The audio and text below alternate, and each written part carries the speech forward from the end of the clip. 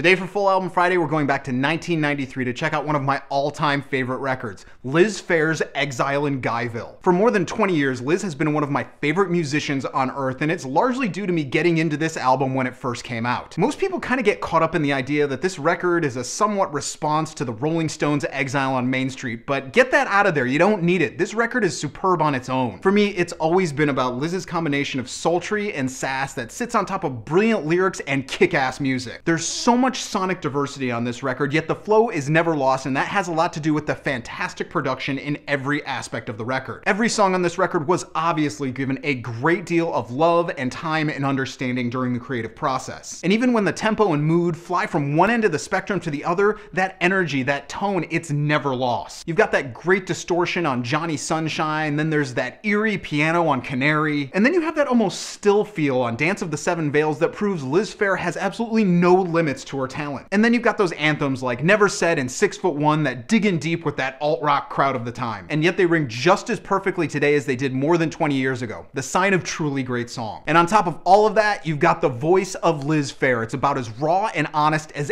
anybody in the history of music. Her words are wonderfully unapologetic, and whether you're looking for a breakup song or a hookup song, or maybe just something to make you think, this album overflows with fantastic words. For me, it's all about Soap Star Joe and Shatter, but who doesn't love fucking Run? From lo-fi to studio perfection, every single song on this album is executed perfectly. And it's just one of those albums that you want to play over and over and over and louder every time. Look, there's just no excuse to not have Exile in Guyville in regular rotation. And if somehow this is not in your collection, you need to change that right now. Thank me later.